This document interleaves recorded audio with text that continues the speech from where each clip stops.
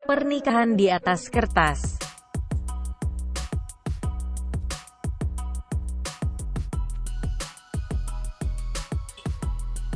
Jangan lupa subscribe ya, dukungan kalian untuk berkembangnya channel Novelku. Jangan lupa tersenyum. Kamu berhak bahagia, setidaknya untuk orang-orang yang kamu sayangi.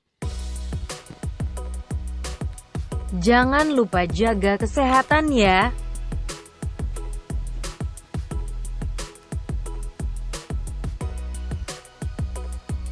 Jangan lupa subscribe ya, karena subscribe itu gratis selamanya.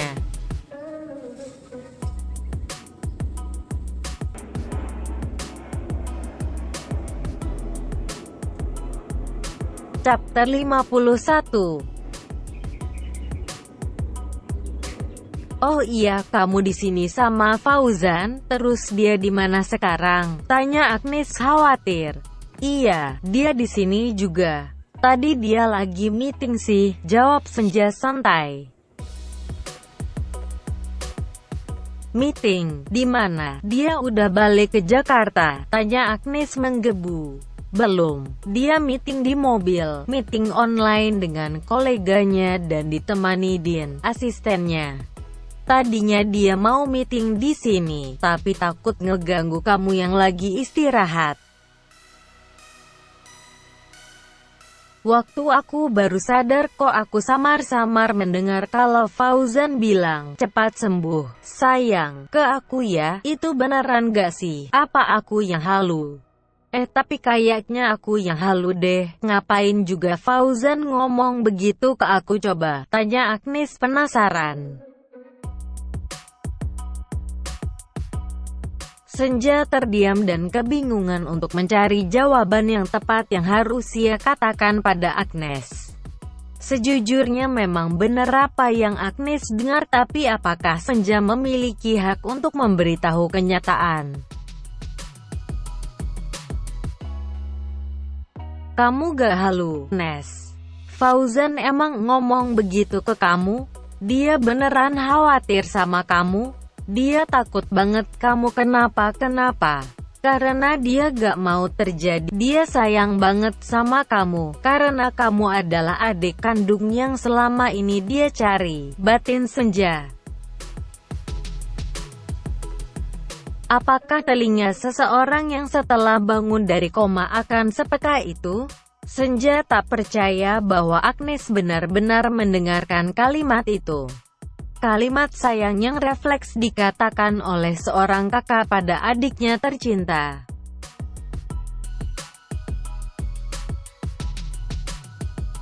Tapi jika tak diberitahu yang sebenarnya, wanita itu takut nantinya Agnes akan berpikir yang aneh-aneh tentang ucapan kata sayang yang diberikan oleh sang suami kepada sahabatnya itu.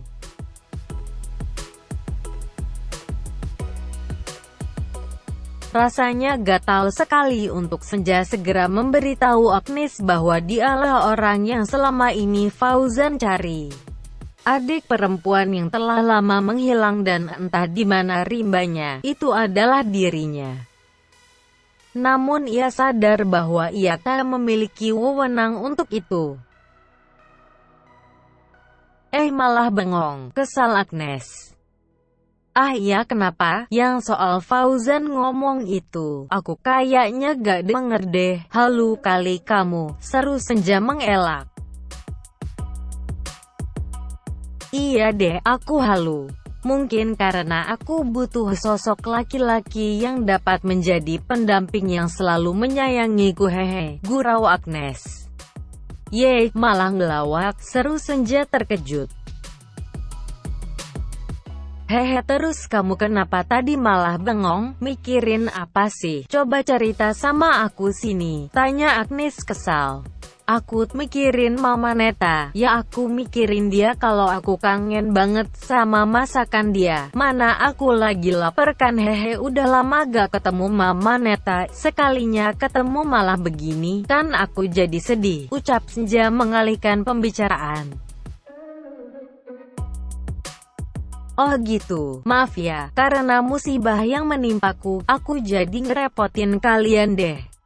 Kegiatan-kegiatan kalian jadi terlantar gara-gara aku, ucap Agnes sedih. Gak usah mendramatisir keadaan, aku dan Fauzan seneng kok nungguin kamu. Kamu tuh berarti banget buat aku, gak mungkin lah aku ninggalin sahabatku sendiri saat keadaanmu yang membutuhkan aku.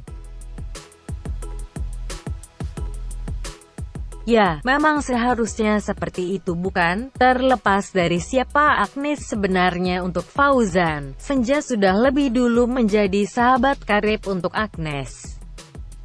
Banyak hal yang telah mereka lalui bersama dalam beberapa tahun terakhir.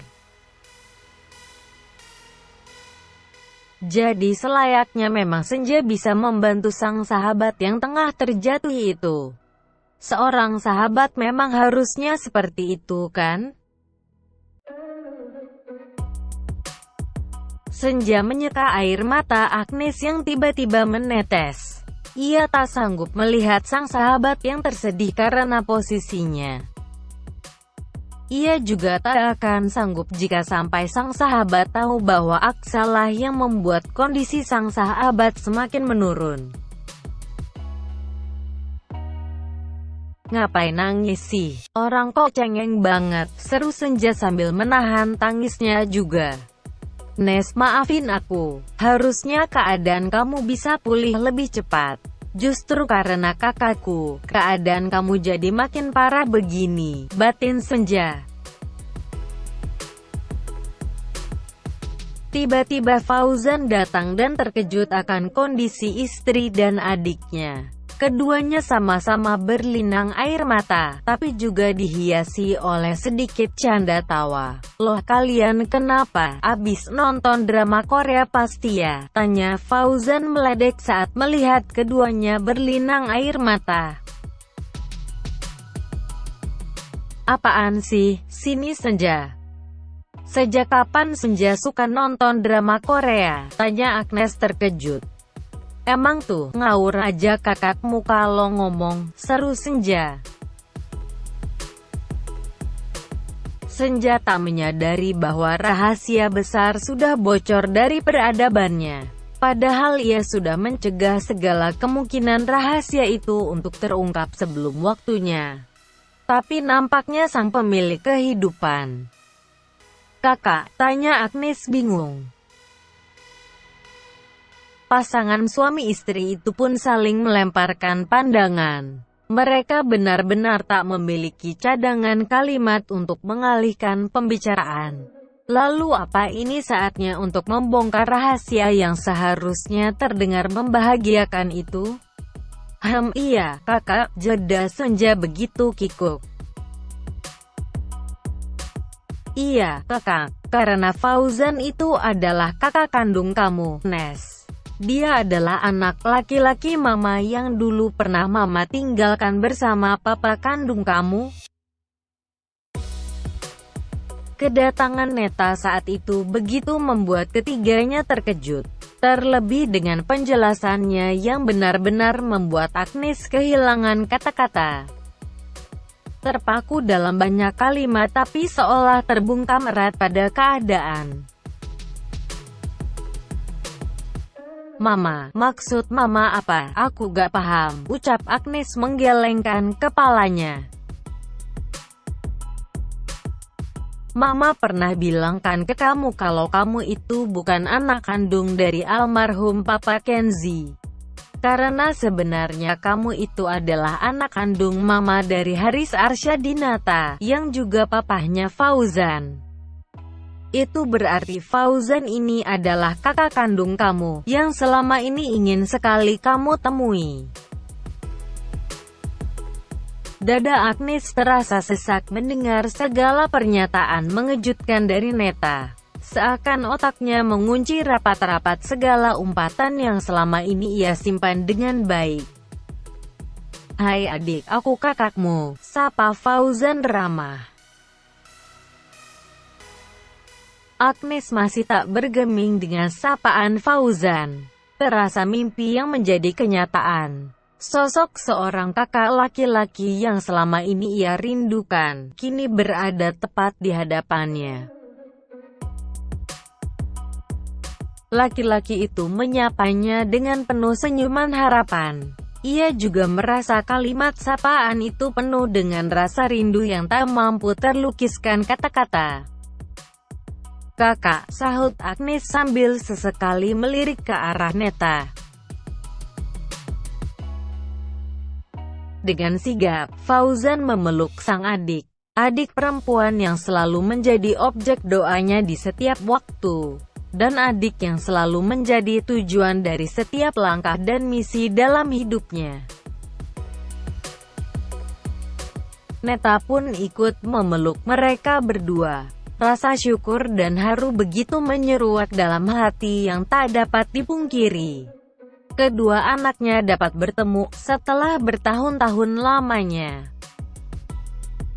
Sedangkan Senja, ia masih tetap berada di posisi awal. Air matanya membendung bersamaan dengan rasa sedih dan bahagia. Bahagia karena akhirnya adik iparnya telah ditemukan serta sedih karena perbuatan kakaknya lah yang membuat adik ipar Ni sendiri semakin celaka. "Senja, sini ikutan berpelukan, biar kayak keletubiskan berempat.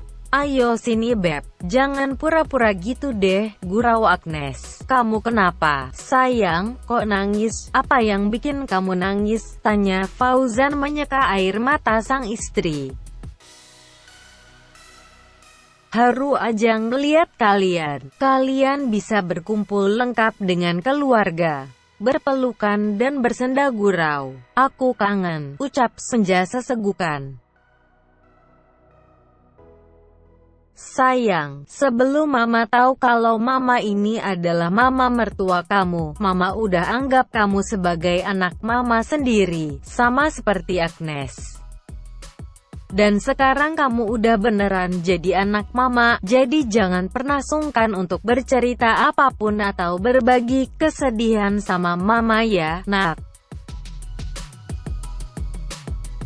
Neta terus menenangkan sang menantu. Senja sangat bersyukur mempunyai seorang ibu mertua yang amat baik seperti Neta. Akan selalu ada hal baik yang patut disyukuri dari setiap keluhan yang dikeluarkan, bukan? "Ya udah kamu pelukannya sama Mama aja ya," peluk Neta pada Senja erat.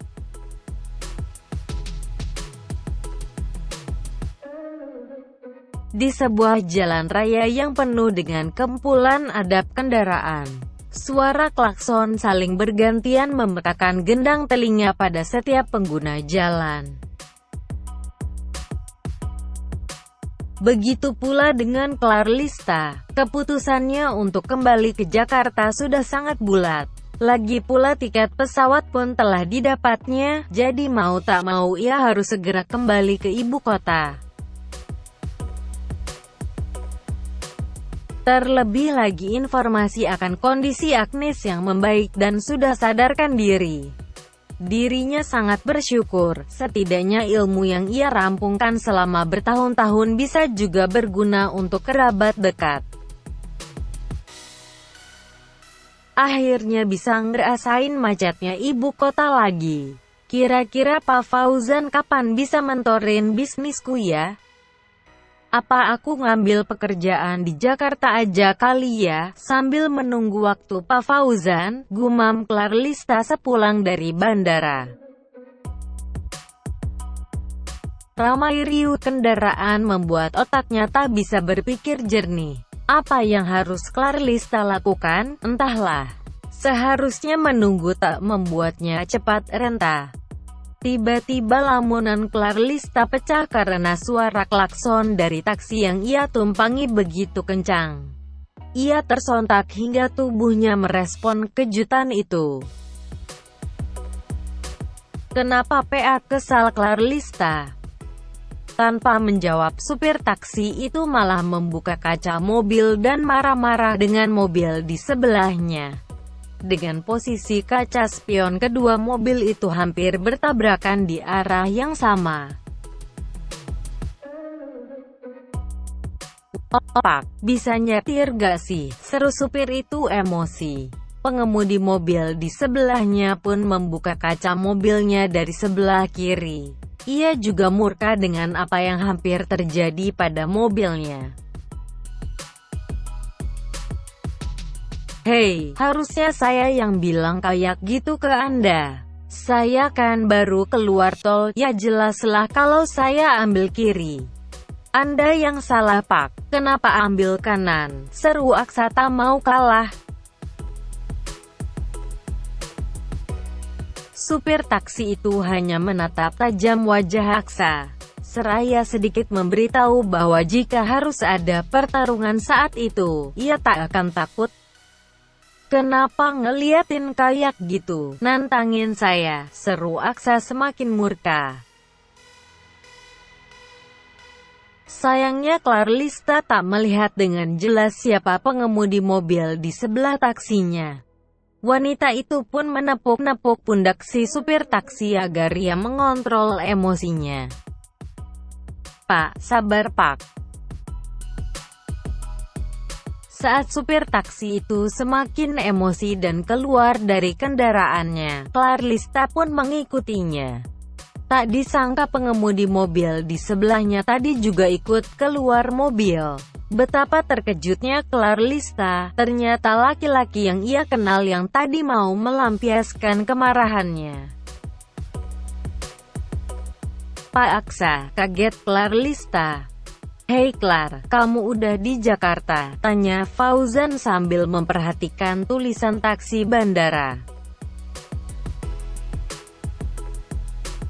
Iya, aku baru aja landing.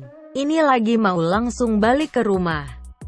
Percakapan mereka harus terhenti. Riuh klakson kendaraan dari belakang taksi itu membuat mereka menjadi pusat perhatian semua orang.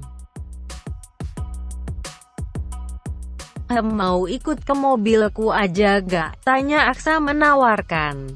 Boleh deh. Pak, tolong pindahin koper saya ke mobil ini ya, seru Clarlista pada supir taksi. Baik Bu. Setelah memindahkan koper penumpangnya ke mobil Aksa, si supir kemudian kembali dengan wajah yang datar. Sepertinya suhu amarah yang tadi memuncak sudah kembali turun. Ini Pak, uang ongkos taksi pacar saya dan untuk ganti rugi jika mobil Bapak ada yang lecet karena mobil saya, ucap Aksa memberikan sejumlah uang pada supir taksi itu.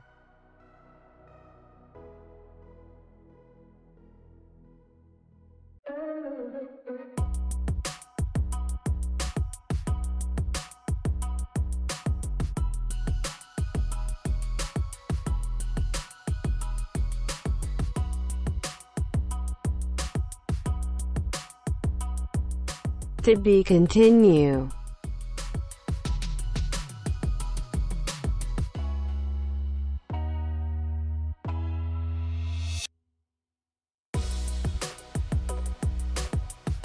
Jangan lupa subscribe dan follow Instagramku Yao. Jaga kesehatan selalu.